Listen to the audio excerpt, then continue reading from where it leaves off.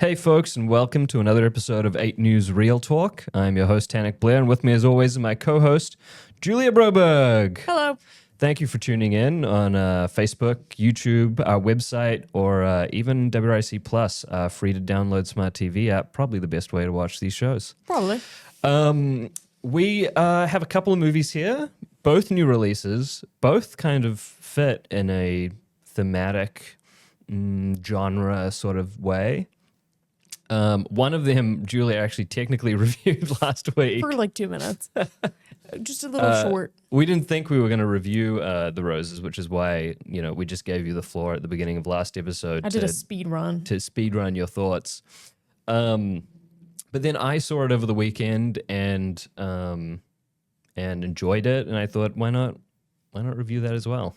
Especially because it does pair really nicely with our other film that came out last weekend. It's also Splitsville. Funny to see that we will change our rules when we like something. I think we always break our rules when it's like, no, but I like it, so I want to talk about it. I think that's funny.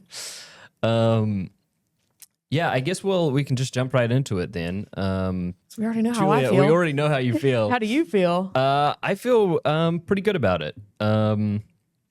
I went in, honestly, with lower expectations. I wasn't a huge fan of the trailer, wasn't a huge fan of a lot of the jokes in it. And I will say, considering this is, primarily a comedy, I think the only thing I can knock it for is that it wasn't my type of humor for a lot of it. Interesting. But in terms of, the story, the characters, I think it was well made, and there were enough jokes in there and enough well set up little scenarios and things that I had a good time watching it the whole way through nonetheless. So I'd give it 3 stars. Okay. I don't think I ever did. I give a star rating? I don't think you gave it a star rating. So what would you rate it? Well, star wise. I'm going based on my star rating for the original. Because they're not neck and neck. I like the original more than I like this one, the new one. So I would give this one a 3-star, I think. Okay. I would give The Roses a 3-star because I would give the original a 4-star. It's really hard without half stars, though. Yeah. The nuance, I think the half stars really provide nuance. But we'll keep we beating could get that into dead that horse every week. All right, let's hop into spoilers because I'm really curious to hear how this is different from the original, if jokes are the same, setup's the same. It's pretty different. Okay. I will say.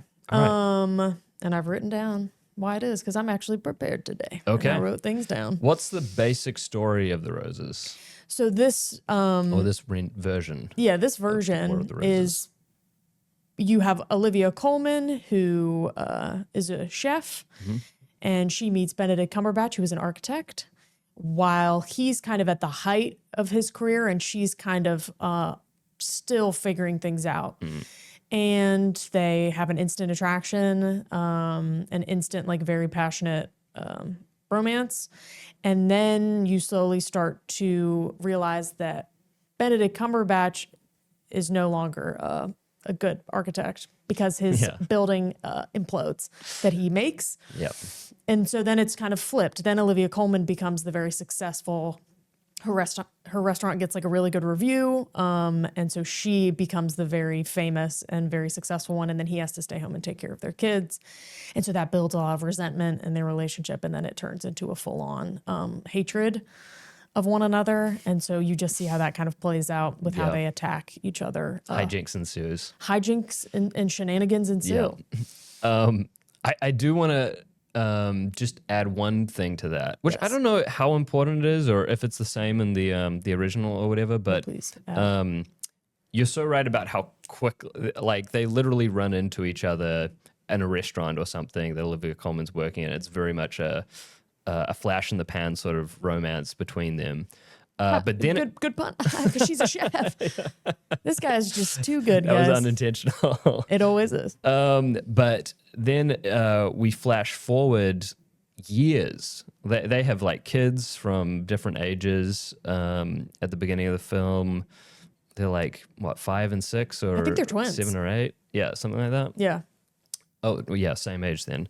But they're young kids, but still, whatever the dynamic that they had initially has been working for at least an extended period of time, like longer than you would think. And then we get another flash forward after Benedict Cumberbatch's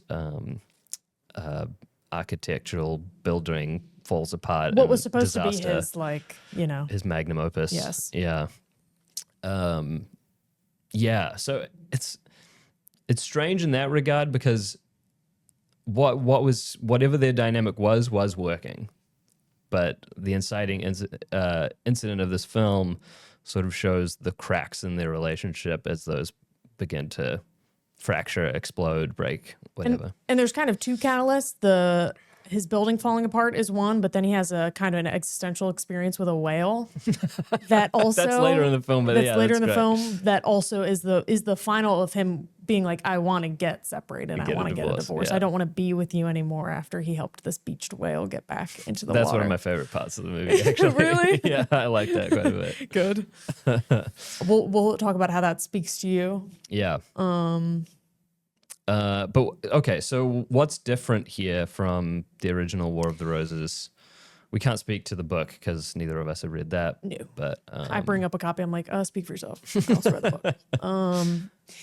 I was surprised at how different it is. Obviously, it acts within the same concept, but there are a lot of differences. I think the original focuses more on the escalation of hatred between Kathleen Turner and Michael Douglas. This one focuses more on how they're in love, and it builds their romance from the beginning and how they have stuck it out. Like you're saying, their dynamic has worked.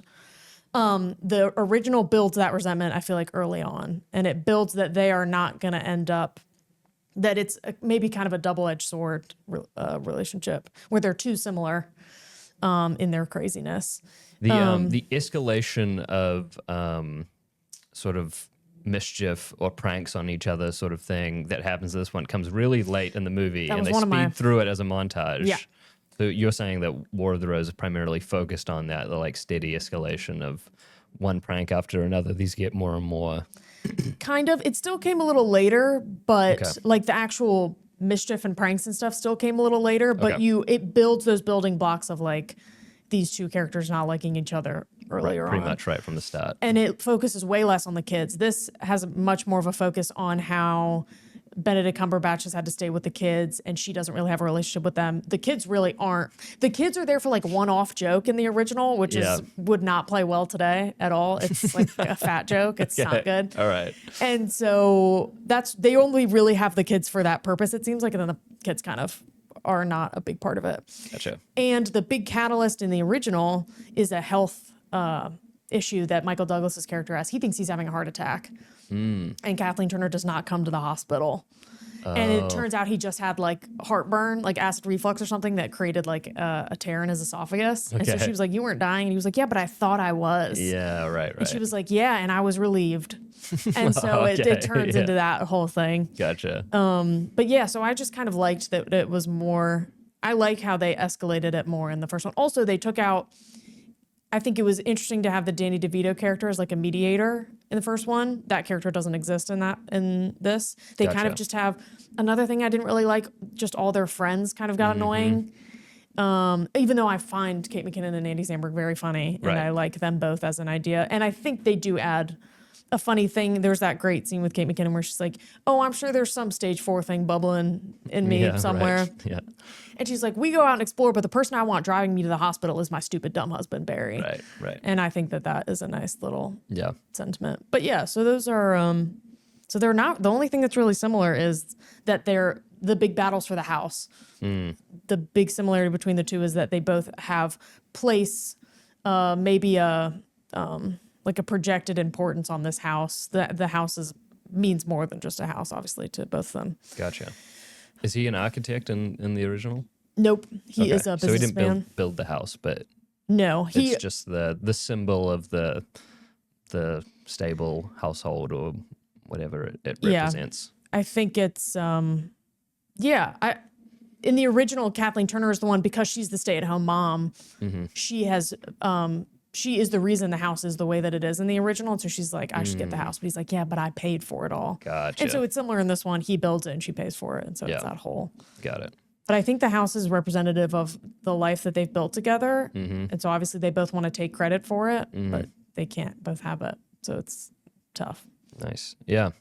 I'm glad you mentioned the kids, first of all, because I did not like the kids in this so much. I didn't either. Mainly really. because, especially for the first half of this movie, it tries to be pretty grounded, I feel like. Yeah. It obviously it goes into absurdity towards the end when it's building up to that, but it's pretty grounded to begin with, but the kids do not act like real kids. No. Like they're like too well behaved. They just do everything they're told.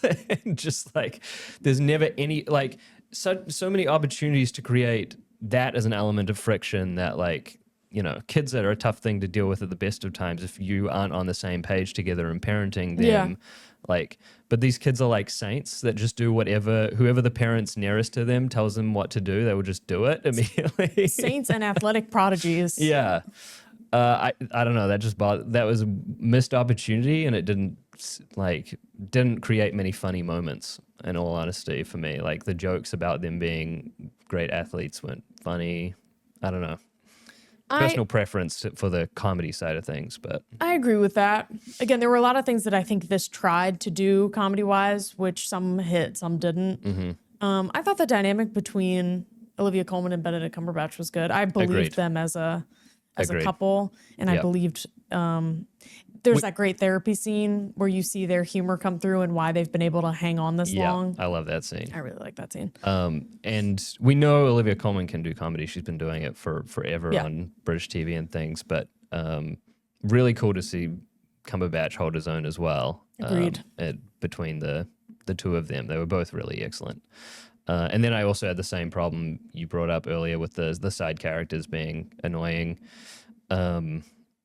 Yeah, and I'm not as huge a fan of Andy Samberg or Kate McKinnon as some others are. So that's probably again not my style of humor, I guess. Yeah.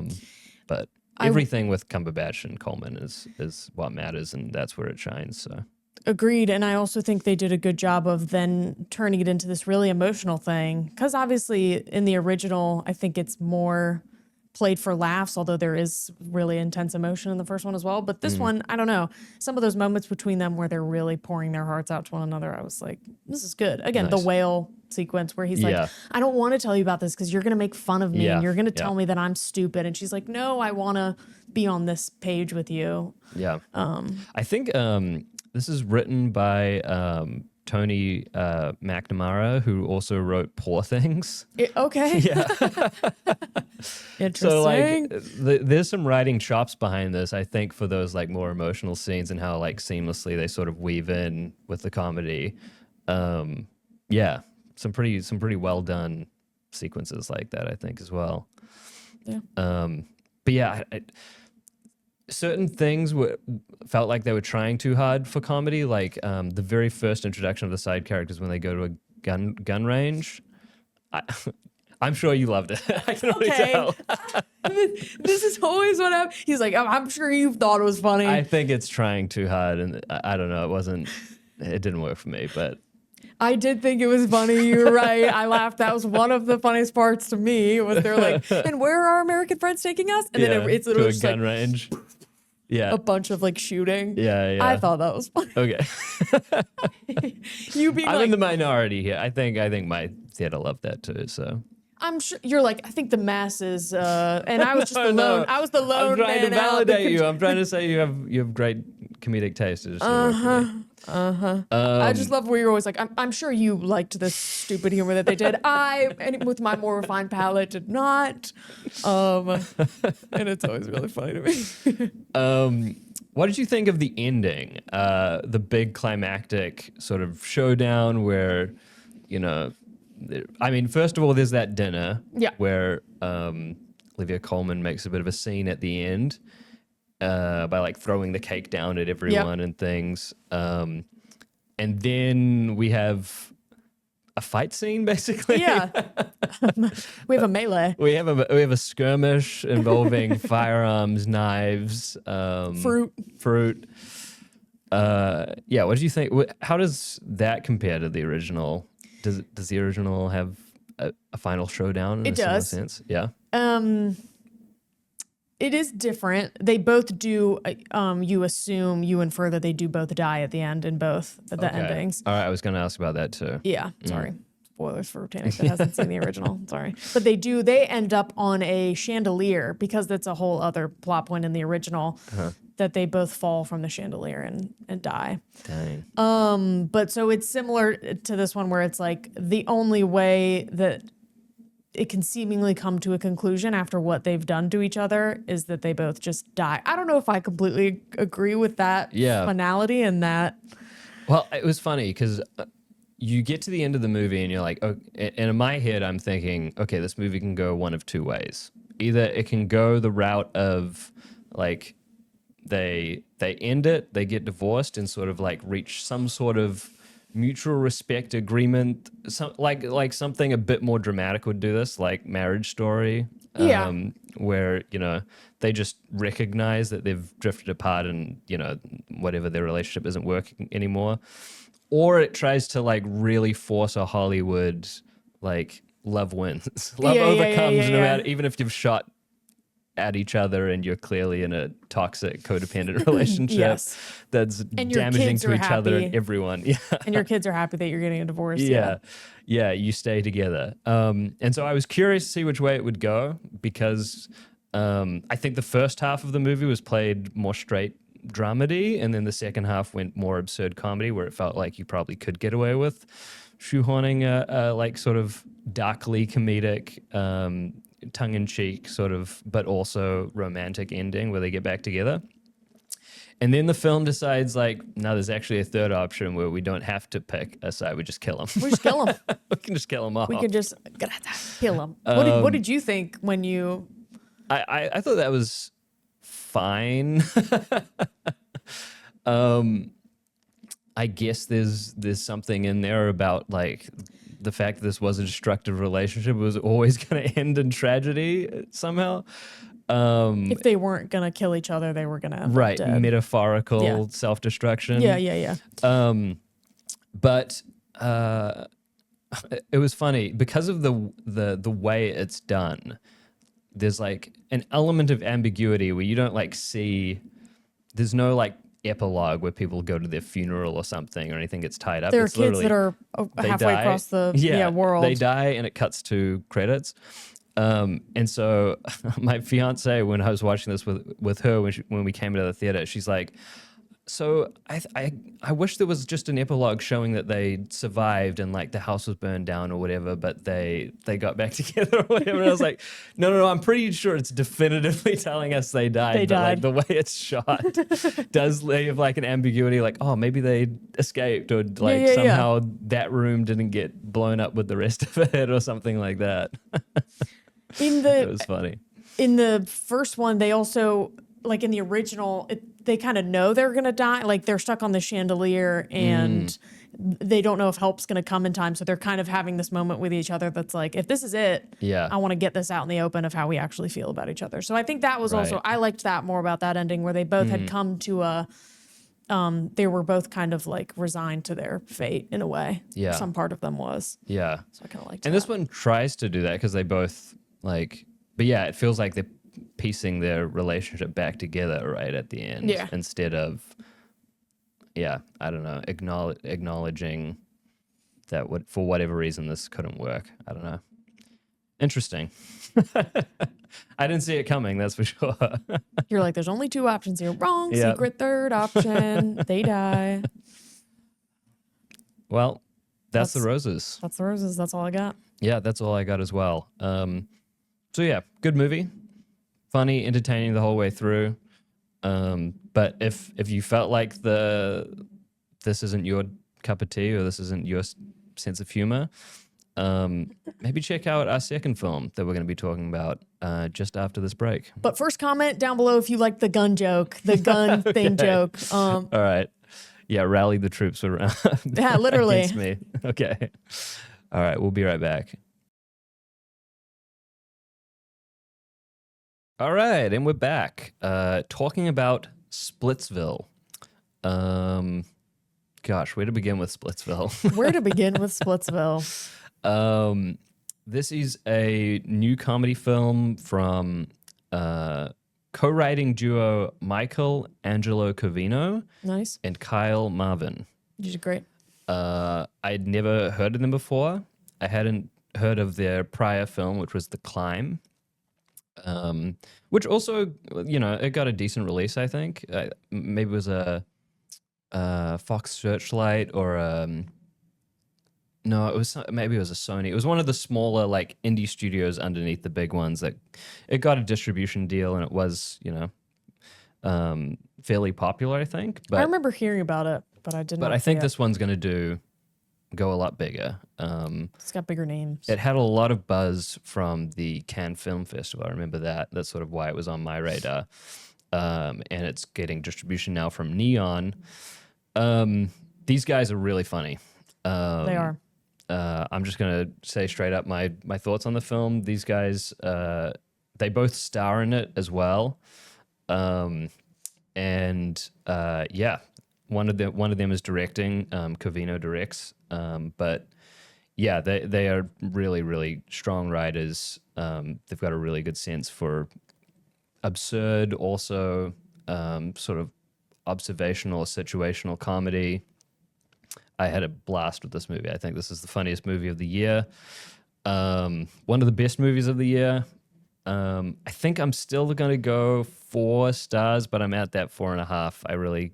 This is right on the cusp of just going up to a 5. So, yeah, Splitsville, I recommend. Go check it out. I agree with everything you just said. I'm like, as soon as I came out of the theater, I was like, movie of the year, movie of the year. I laughed this is the hardest I think I've laughed in theaters, not just this year, but in a long time. Yeah. It felt like new comedy. It felt like fresh comedy. And it wasn't trying too hard. It kind of let you pick and choose. Like, it wasn't forcing humor on you. You got to kind of pick what you would find funny in it, because I think there's something in it for everybody, for all different sorts of humor. Take the whole family to this one. Now, I wouldn't go that far because there's some racy material in this, but which is part of the reason I think I loved it so much, because I just like seeing crazy stuff like what this movie has.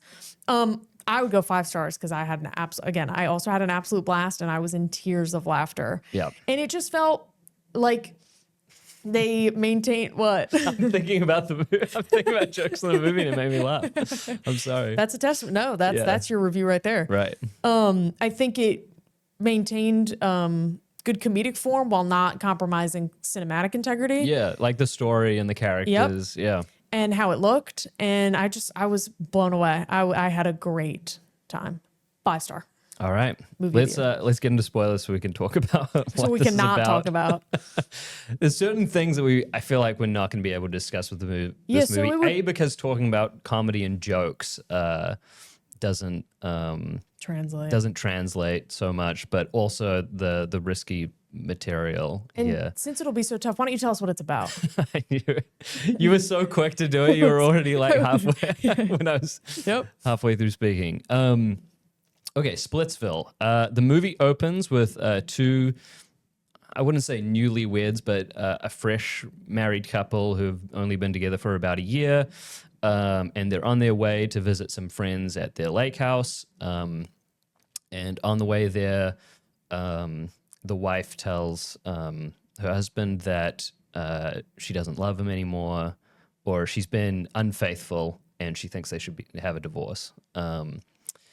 And from there, he talks to his friend at the lake house, who explains to him that he and his wife are in an open relationship. And this sparks an idea in his own head of, what if, I propose this to my wife and then we can stay together. He really doesn't want to get divorced.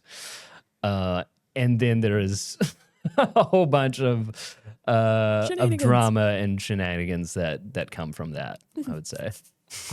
I just love the character of Carrie so much, which is the guy in the first couple that we see, because he's that total guy that's like, no, I love you. I don't want to do. You're my favorite person, and you're the best ever in the world. And I don't want to get a divorce. I love you. I'll do whatever. He's a golden retriever. Yes. And immediately when she's like, I've been unfaithful, he's like, that doesn't matter. I forgive you. I forgive you, and I love you, and we're gonna be together. And I was like, oh, this little sweet boy. He's just a little sweet, but he feels a lot. Yeah. Of emotions. And then the complete contrast of his friend, what's his name? Paul. Yeah, Paul. who who is the complete opposite, who's a complete, he's a very he's not a great guy. He's like an investment banker, or he's in real estate or something, and he's a bit of a cutthroat businessman. Consummate cutthroat businessman. And he's a bit of like a maverick outside of that. His kid also takes after him by the looks of it, whereas there's a running joke where his kid keeps stealing boats and jet skis and things from neighbors around. And they're like, that's not him. The lake, yeah, and keeps getting in trouble. And they keep defending the kid. Yeah.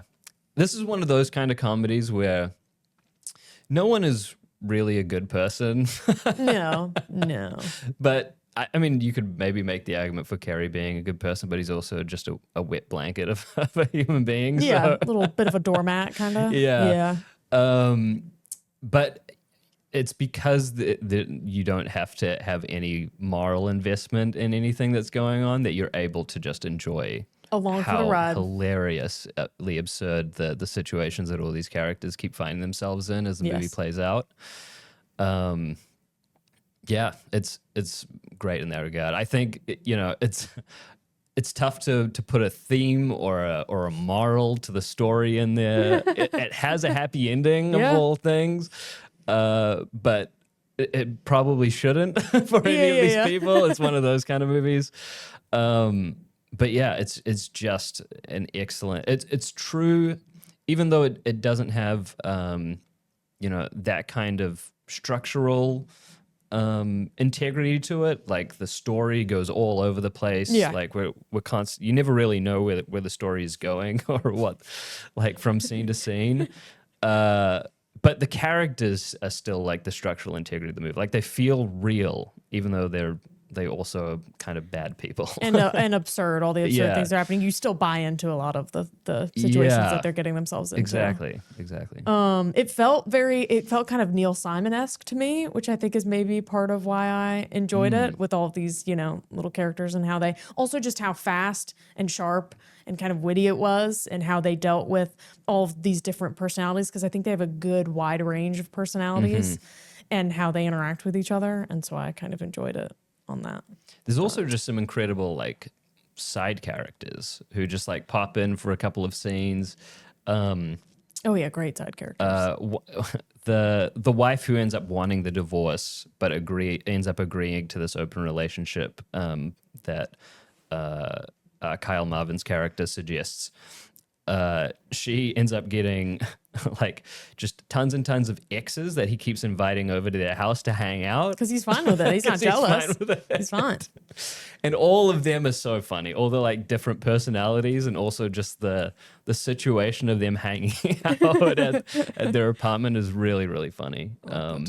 There's that guy that is hitting on Dakota Johnson's character at the theme park. That was one of the funniest moments that for me. I don't know why it hit me so, but it's a great showcase of the doormatness of Carrie, but how he'll try to make himself seem like he's not going to be that, and he's going to stand up. But this guy that's sitting on him just will come over, starts saying, he's like, what is this, your husband staring at us? And Carrie's just there. And he's like, he's just my friend. His name's Carrie. His name's Carrie. And he of course like wins the goldfish for the kid. The first try, it's one of those like ping pong tosses. Yeah, that's how he's like showing off and being cool. Like he gets the kids like 7 goldfish in these bags, and he's like, your name's Carrie, right? Yeah, we'll carry this. And he drops all the goldfish on Carrie. And then he has to ride the roller coaster carrying a bunch of goldfish, and they're flying everywhere. And again, our retelling of it might not be as funny, but you got to trust us. Yeah, it's so just the slow decline of like going up on the roller coaster and then going down and going around and he's trying and spinning around, and the way that the bags of goldfish sort of like float and fly into the air because of like the gravity, the fact they're upside down and gravity's working strangely. It's so funny. And the little cameo from Nicholas Braun at the end as the mentalist. So Carrie's that's a great side character too. Great. He does the best lines in the whole movie that he delivers, which we won't spoil, but yes. But he comes in And it's just his whole thing of like being able to read everybody's minds. Yes. Like he'll be like, I know you know. I know what you're thinking and don't do it. Yeah. Like, don't do this. It kind of becomes a plot element where he's explaining people's thoughts to each other. I thought you don't do magic. As he's cutting into a lemon, he's like, of course I do magic.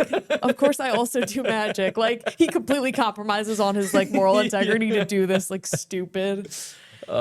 So funny, so funny. This mom's just good at that. This also has the best fight scene of the year. 100%. Better than Ballerina, better than Mission Impossible.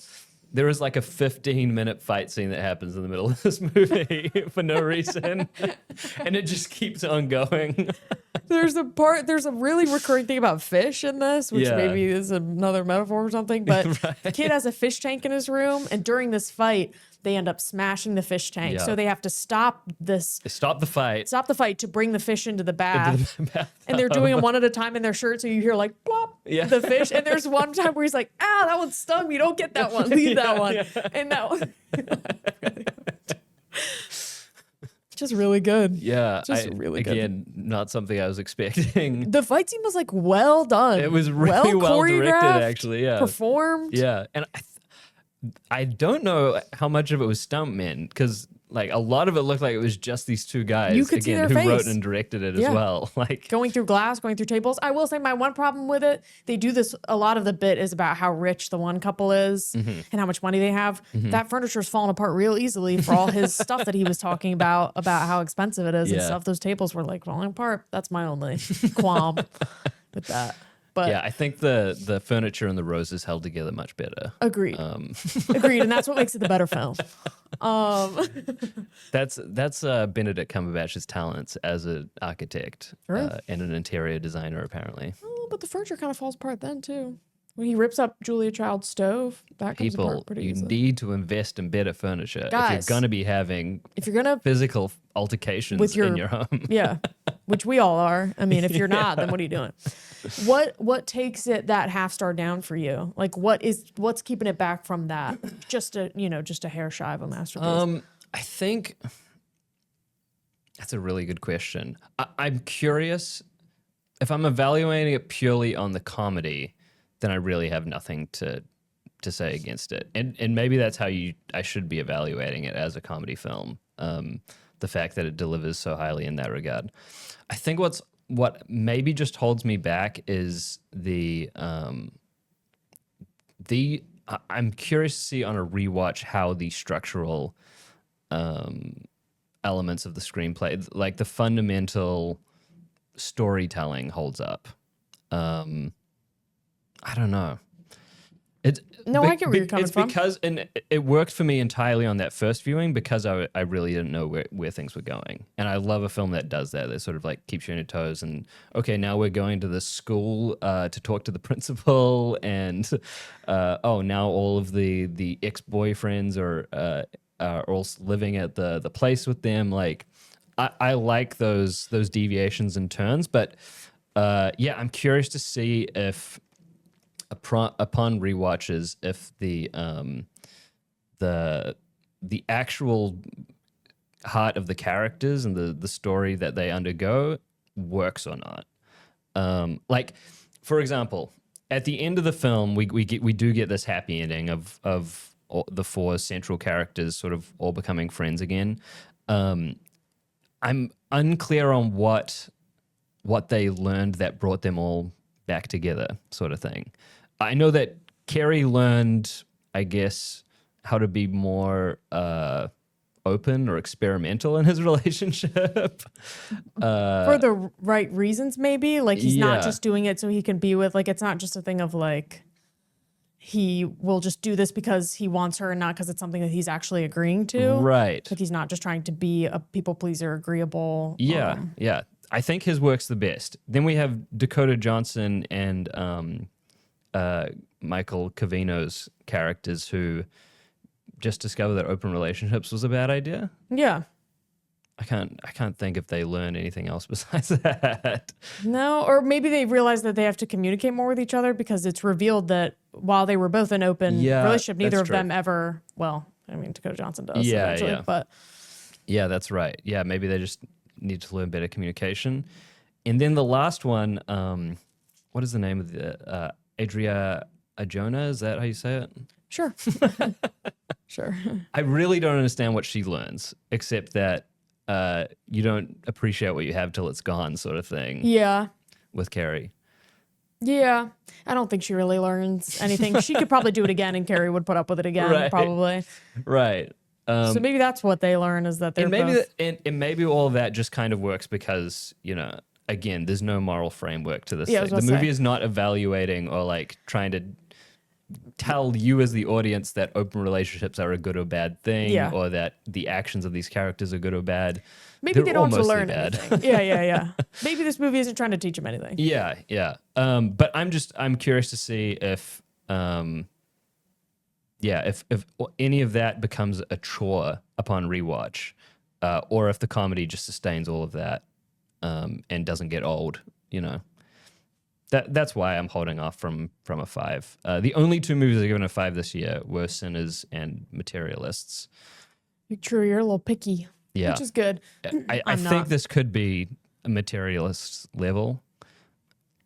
I forgot that you gave Materialist 5 stars. You did. You loved Materialist. I loved that movie. And I gave F1 5 stars. So.